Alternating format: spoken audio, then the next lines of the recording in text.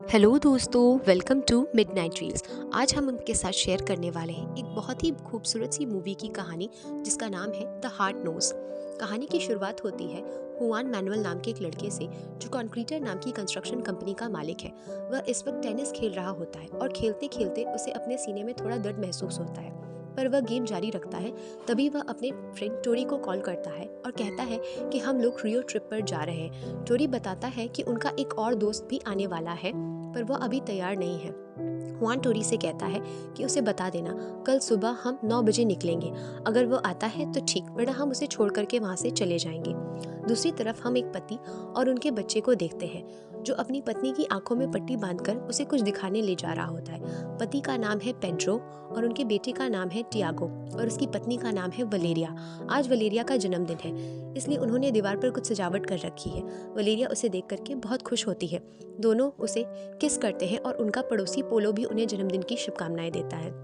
इस बीच हुआन नहाकर निकलता है और अपनी गर्लफ्रेंड जिल से मिलता है।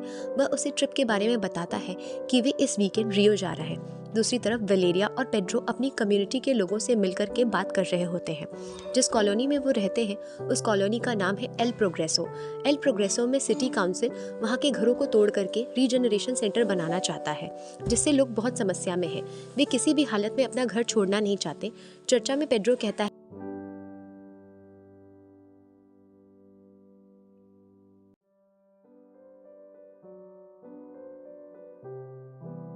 अगले सीन में हम देखते हैं कि पेड्रो अपनी गाड़ी ठीक कर रहा होता है। पेड्रो कहता है कि वह कुछ काम से बाहर जा रहा है और वापस आकर वलेरिया का बर्थडे बहुत अच्छे से मनाएगा। वह उसे एल प्रोग्रेसो की सबसे अच्छी शॉप पर ले जाकर के सेलिब्रेट करने की बात करता है और फिर वो वहाँ से चला जाता है। साथ ही हम देखते हैं कि हुआन भी एयरपोर्ट के लिए निकल चुका है। कहानी में हम आगे देखते हैं कि पेड्रो का रास्ते में एक बहुत बड़ा एक्सीडेंट हो जाता है। उसके ब्रेन में चोट लग जाती है। ठीक उसी वक्त हुआन के भी सीने में बहुत तेजी से दर्द हो रहा होता है और वह बेहोश हो जाता है। दोनों को अस्पताल में एडमिट किया जाता है और इलाज शुरू किया जाता है। बताया जाता है कि पेड्रो की चोट बहुत गंभीर है। उसका ब्रेन पूरी तरह से डेड हो चुका है। वलेरिया को बुलाया जाता है और डॉक्टर समझाते हैं कि पेड्रो जिंदा तो है, पर उसका ब्रेन डेड है। अगर वो चाहे तो पेड्रो के ऑर्गन्स डोनेट कर सकते हैं। ऑर्गन डोनेशन की बात सुन करके वलेरिया बहुत अपसेट हो जाती है और वो पेड्रो के पास जाकर के रोने लगती है और साथ में उसके साथ बिताए गए पलों को याद करने लगती है। कहानी में हम आगे देखते हैं कि हुआन की भी तबीयत बहुत खराब हो चुकी है और उसकी वजह से उसकी बहन को भी बुलाया जाता है। डॉक्टर्स बताते हैं कि हुआन का दिल बचपन से ही कमजोर है और पिछले 6 वर्षों से उसका हार्ट ट्रीटमेंट चल रहा है। उसे हार्ट ट्रांसप्लांट की जरूरत है। उसे इमरजेंसी ट्रांसप्लांट लिस्ट में डाल दिया गया है। डॉक्टर बताते हैं कि उसकी तबीयत बहुत खराब है और उसको जल्द से जल्द ट्रांसप्लांट की रिक्वायरमेंट है। 3 महीने बाद का सीन आता है। हुआन अब ठीक हो चुका है और उसके सीने पर एक बहुत बड़ा सा निशान है। कारण यह है कि पेड्रो का हार्ट हुआन को ट्रांसप्लांट कर दिया गया है। अब हुआन पेड्रो के हार्ट के साथ अपना जीवन जारी रख रहा है। हुआन पूरी तरह से ठीक हो चुका है और वह अपनी कंपनी में जाता है, जहाँ सब लोग उसका स्वागत करते हैं क्योंकि वह लंबे समय के बाद लौटा है।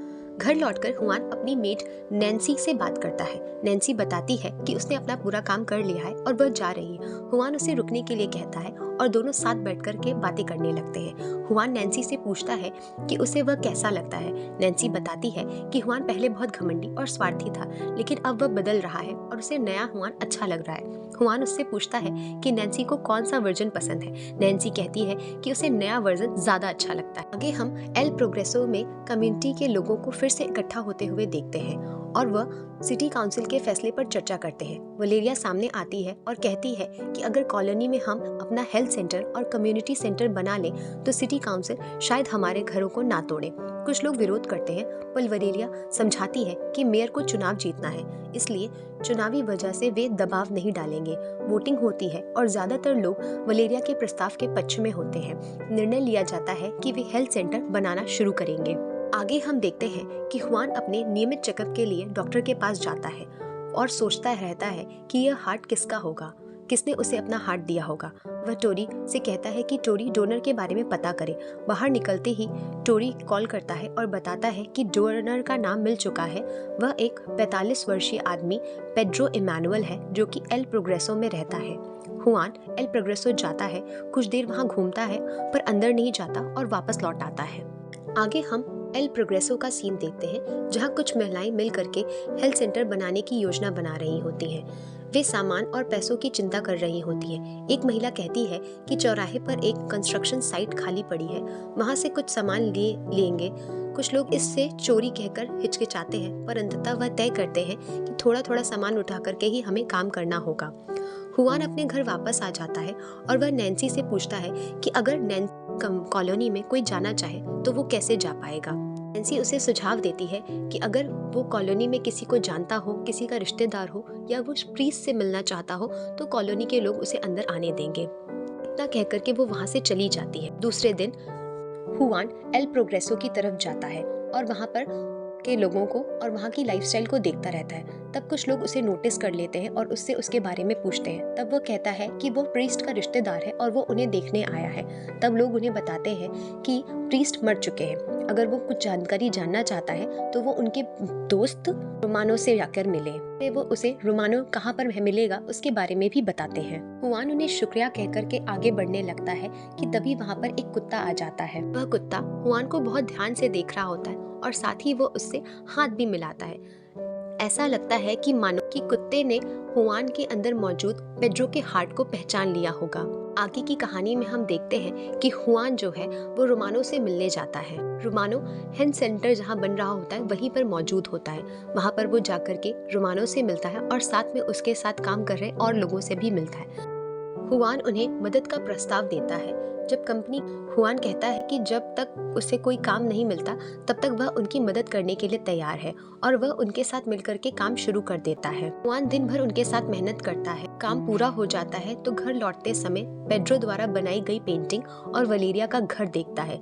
वलेरिया को हाय कहकर कॉलोनी से बाहर जाने का रास्ता पूछता है। वलेरिया अपने बेटे टियागो से कहती है कि वह उसे बाहर तक छोड़ कर के आए। आगे हम देखते हैं कि टियागो और हुआन आपस में बात करने लगते हैं। टियागो हुआन से बताता है कि उसके पापा एक एक्सीडेंट में 4 अप्रैल को खत्म हो गए। उसी दिन हुआन का हार्ट ट्रांसप्लांट भी हुआ था। तब हुआन समझ जाता है कि पेड्रो की पत्नी और बच्चे वलेरिया और टियागो ही हैं।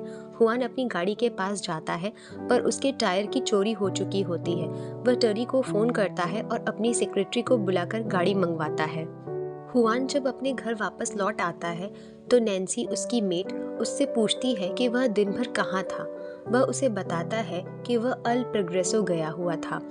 वह उसको आगे बताता है कि अल प्रोग्रेसो में रहने वाला पेड्रो नाम का आदमी ही उसका हार्ट डोनर है और इसीलिए वह वहाँ जाना पसंद करता है। नैन्सी कहती है कि अब और रेगुलर जाने की ज़रूरत नहीं है, पर हुआन कहता है कि वह अभी भी उनकी कंस्ट्रक्शन साइट पर मदद करने जा रहा है।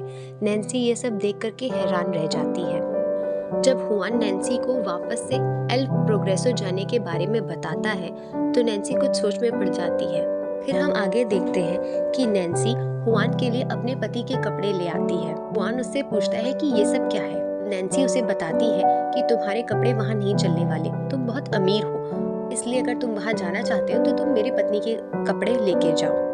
हुआन तैयार होकर के नीचे ब्रेकफास्ट के लिए आता है। नैन्सी उसे घूरने लगती है। हुआन उससे कहता है कि अब क्या है। नैन्सी उसकी तरफ उसकी घड़ी पर इशारा करती है और उससे कहती है कि इतनी महंगी घड़ी वो कहाँ पहनेंगे आम जैसे लोग। तब हुआन अपनी घड़ी को उतार करके अपने पॉकेट में डाल लेता है और एल प्रोग्रेसो जाने के लिए तैयार हो जाता। तब नैन्सी उससे पूछती है कि तुम वहाँ पर कैसे जाने वाले हो। वो बताता है कि मैं वहाँ अपनी गाड़ी से जाऊंगा।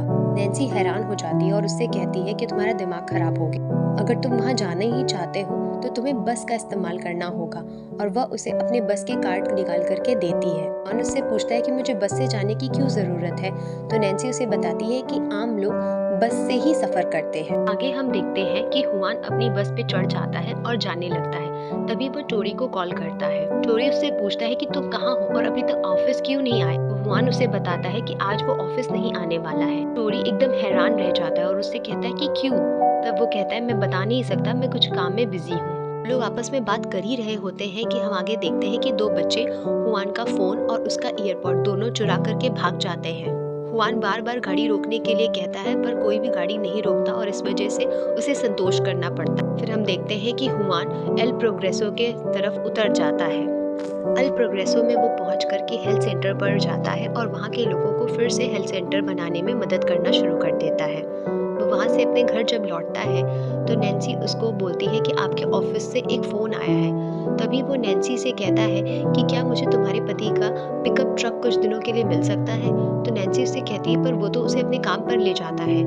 तो वो नैन्सी से कहता है कि मैं कंपनी से उसको एक नया ट्रक दिलवा दूंगा, तो मुझे बस उसका ट्रक दिलवा दो। नैन्सी उससे कहती है ठीक है। दूसरे दिन हुआन नैन्सी के पति का ट्रक लेकर के एल प्रोग्रेसो जाता है। वहाँ के लोग ट्रक को देख करके बहुत खुश हो जाते हैं और वह उन्हें बताता है कि इस ट्रक की सहायता से अब हमें सामान चोरी करने में आसानी होगी।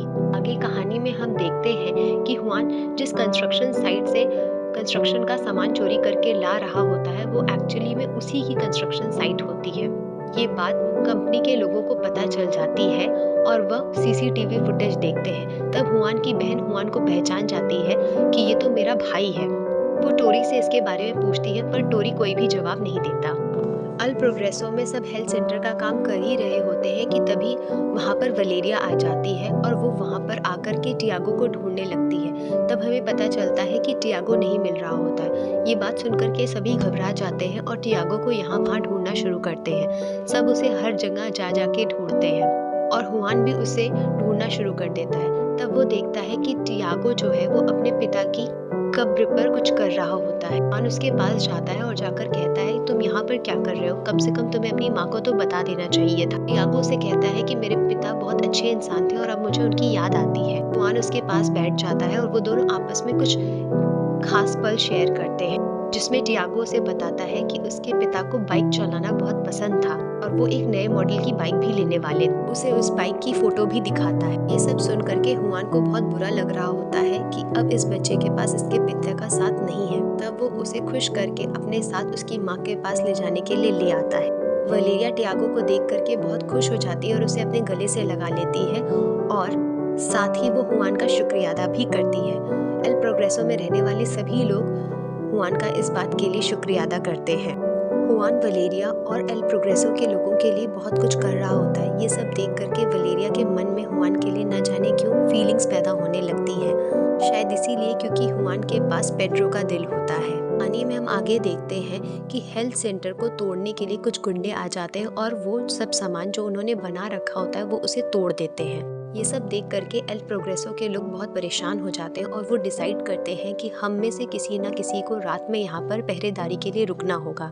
में पहरेदारी करने के लिए वलेरिया और भी उसके साथी तैयार हो जाते हैं। रात में हुआन भी कहता है कि वो भी पहरेदारी के लिए तैयार है। रात के वक्त आगे की कहानी को जानने के लिए मेरे चैनल को पहरेदारी करते रहते हैं गाड़ी में बैठ करके। तभी वलेरिया हुआन से पूछती है कि क्या तुम